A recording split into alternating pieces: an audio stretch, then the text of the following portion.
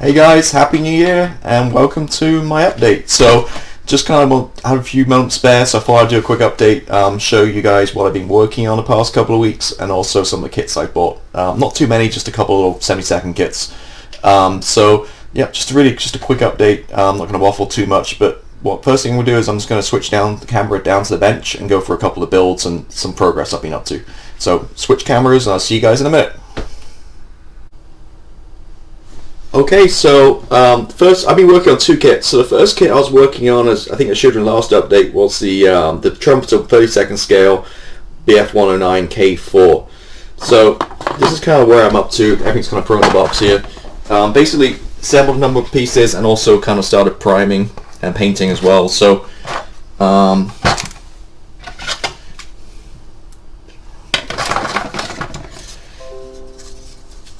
So I started painting the cockpit, primed everything in Mr. Surface of 1500 black, and then what I do is I pick out the center of the panels and areas in like white, so create some pre-shading.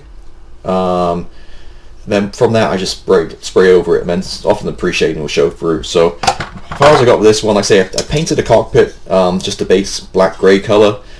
I still need to go in and detail paint it, all the little dial, all the little switches and radios and that kind of stuff. So just to bring the base coats down. So I started that, painted a number of other items too. Did the engine, painted in the dark iron. Again, just these detail painting, that's just the base coat down. Same thing with the metric cockpit tub. Again, just the base color down. Then just primes the fuel tank. So once I spray over this with the body color, it's not going to be so bad. You can see a light kind of you see the lines lightly kind of light pre-shading underneath it. Gives a nice kind of visual. Did some other little pieces too.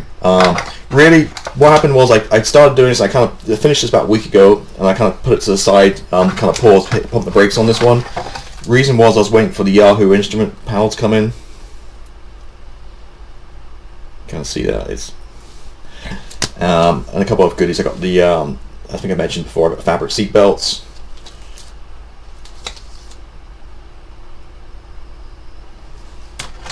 and some resin wheels. So I kind of pumped the brakes on. I couldn't go too far in the cockpit because obviously I need the instrument panel, and then I can start putting stuff together. So to be honest, another thing kind of stopped me on this one too was I struggled to find reference material. My book I have is most of the pictures are black and white, so that doesn't really help when you're looking at painting. So I just need to spend some time doing some research and find out exactly what these different things in the cockpit colors they are, and the engine, different shades of metal and that kind of stuff. So I need to do a little bit more work researching, and then I crank on. I've done most of the assembly here, like 80% is done, so it's really just painting and getting everything put together, and then working on the outside. So I'm really happy the way this is going. Great detail. Again, this is a cheap kit. I think it was like $25–30. 30 seconds kit, so it's a pretty good size. I kind of put it together a little bit, somewhat here, so you can kind of see the size. So it's a good size. So that's that kit. So like I say, I kind of shelved it for now. Enjoying it, but like I said, need a little bit more research. Then what I then started was the Great Wall Hobby 72nd F14D arrived. This guy. So I mean, as soon as I opened this kit, I was like, I need to get going on this. I was so kind of stoked to get started. So I made great progress, to be honest with you. Been working about a week on and off. So the main fuselage has gone together. The cockpit with the decals looks fantastic. You're not going to see it so clearly, unfortunately. See that focus. Anyway, it went going beautifully. A little bit of filler here and there. Paint the intakes, just put some foam in when I paint it. Pallets are on. This is really kind of as far as I can get with that one. I was going to I'm used to working bigger scales like the 32nd and 48th. So the canopies, I try to mask it by hand, but I kind of struggle a little bit, especially the front section where it's so tiny, the panels. I wasn't really that happy. So, but fortunately, about 2 days after I got to this stage, Eduard released a mask set, canopy mask set for this kit. So I've ordered one, that'll be here in a couple of weeks. So I can crank on. So once I got the canopy masked, then I can put the canopy on and actually start painting and priming and painting the whole main fuselage.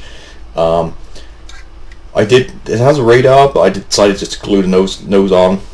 Oh, sorry, I was looking at the camera. I decided to glue the nose on. To be honest, I like the aesthetics in the aircraft. I like it all kind of smooth. I don't really like it when the nose is turned up and stuff. So I did glue that on. But yeah, very impressed with this kit. It's going together well. So that's shelved until I get canopy mask, but there's plenty more to work on. So I've been working on firstly the engine nozzles. Now, if you've seen my review, I'll update. I said I was a little bit concerned about the detail of the engine nozzles, but it turned out I didn't notice. But there's actually 4 pieces going on the inside. Again, I'm not sure how you're going to see this so good, but it's actually really nice detail on these. Again, it's just kind of white. Let me turn the light down, see if that makes a difference. Not really. So you can see it's really nice details. These are really detailed, so don't run out and buy aftermarket nozzles. These are really good. So I got these are built, these are priming and painting, and then a whole ton of other stuff. Reach across here.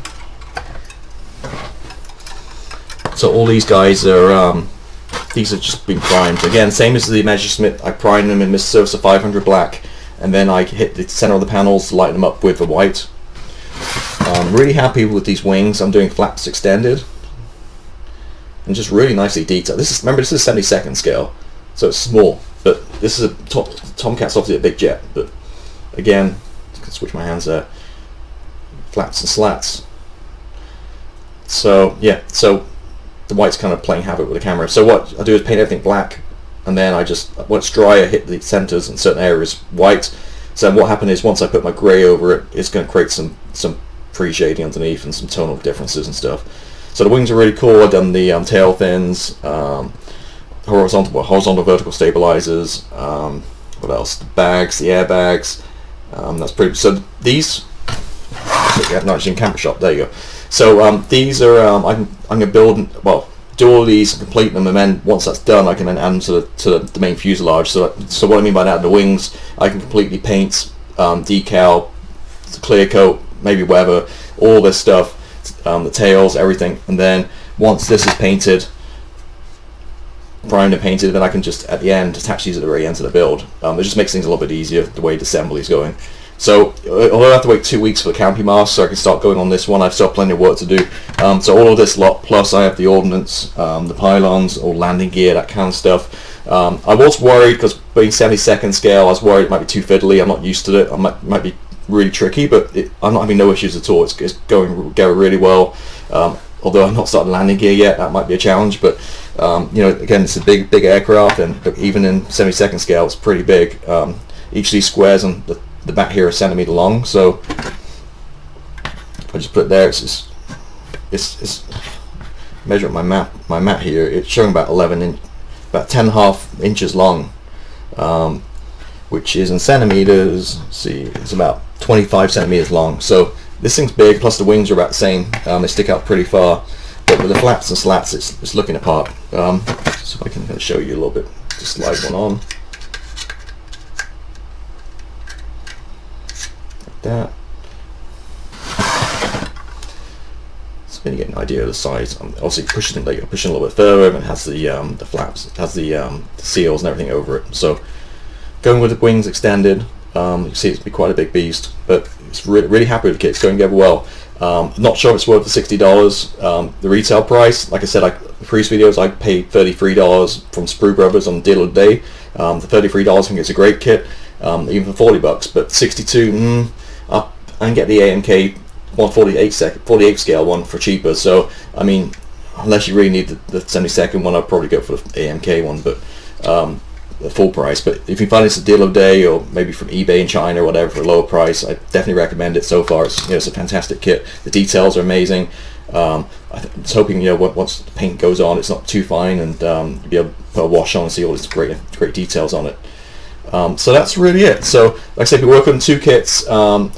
work stop a little bit on the 109, just want to do a little bit more research. This one, I got plenty more to keep me going. Hopefully by the time all my other little jobs are done with the aircraft, the ordnance and everything, my mask will be here and I can get going and canopy on and kind of work on this one too.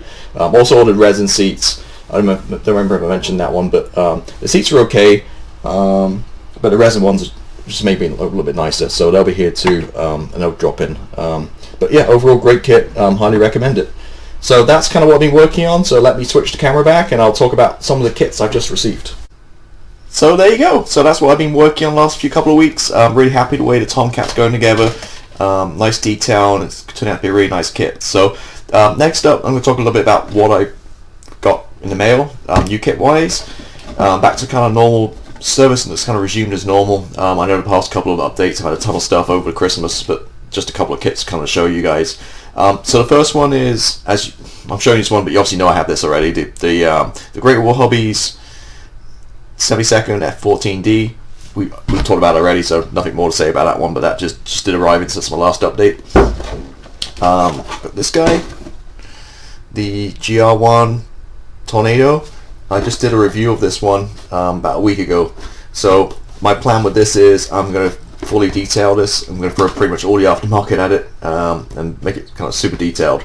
So I've got the flight path set, I've got the resin wings, what else, the pitot tube, resin wheel bays, aftermarket decals, pretty much everything. So I've had a couple of shots at the 48 scale one and not worked out for me. I built this one before and it goes together pretty well, so hopefully this one turns out good too. So like I said, I'm going to really kind of super detail that one. This might be my next up after the Tomcat. I think once that's done, I'll start rolling on start with this one. So that's the second kit. These kits again are super cheap, like $16, $17. But this is the best for a GR1 or GR4. This is the best kit, the 72nd scale, the Revell one.